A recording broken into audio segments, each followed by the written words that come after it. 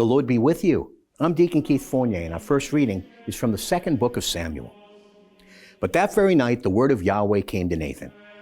Go and tell my servant David, Yahweh says this, are you to build me a temple for me to live in? I've never lived in a house from the day when I brought the Israelites out of Egypt until today, but I've kept traveling with a tent for shelter.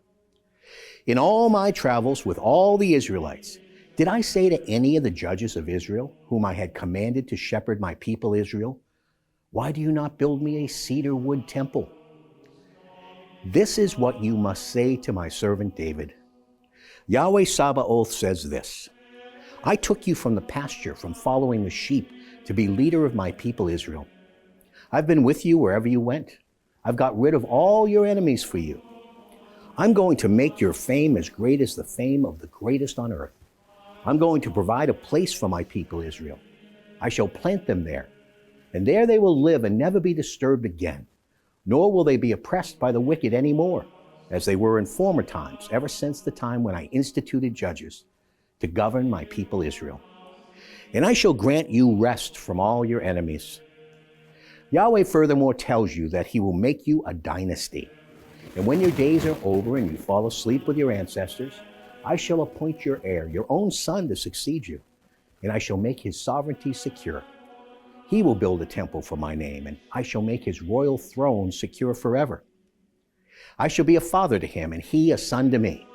If he does wrong, I shall punish him with a rod such as men use, with blows such as mankind gives. But my faithful love will never be withdrawn from him as I withdrew it from Saul, whom I removed from before you. Your dynasty and your sovereignty will ever stand firm before me, and your throne to be forever secure. Nathan related all these words and this revelation to David. And our response is taken from Psalm 89. I have made your dynasty firm forever, built your throne stable age after age. The heavens praise your wonders, Yahweh, your constancy in the gathering of your faithful. So I shall make him my firstborn, the highest of earthly kings. I shall maintain my faithful love for him always. My covenant with him will stay firm.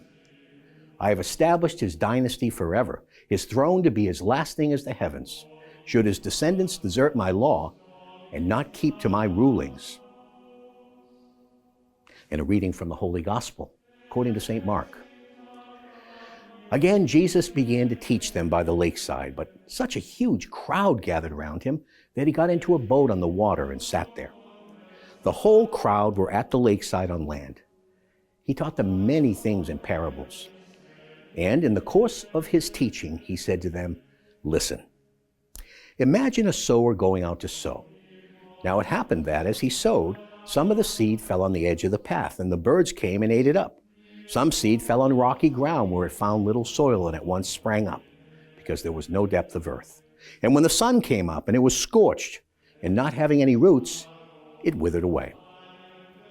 Some seed fell into thorns, and the thorns grew up and choked it, and it produced no crop. And some seeds fell into rich soil, grew tall and strong, and produced a good crop. The yield was 30, 60, even 100-fold. And he said, anyone who has ears for listening should listen. When he was alone, the 12, together with the others who formed his company, asked what the parables meant. He told them, to you is granted the secret of the kingdom of God, but to those who are outside, everything comes in parables, so that they may look and look but never perceive, listen and listen but never understand, to avoid changing their ways and being healed. He said to them, do you not understand this parable? Then how will you understand any of the parables? What the sower is sowing is the word. Those on the edge of the path where the word is sown are people who have no sooner heard it than Satan at once comes and carries away the word that was sown in them. Similarly, those who are sown on patches of rock are people who, when first they hear the word, welcome it at once with joy, but they have no root deep down and do not last. Should some trial come or some persecution on account of the word, at once they fall away. Then there are others who are sown in thorns. These have heard the word, but the worries of the world, the lure of riches, and all the other passions come in to choke the word, and so it produces nothing. And there are those who have been sown in rich soil. They hear the word and accept it and yield a harvest 30 and 60 and 100-fold. The Gospel of the Lord.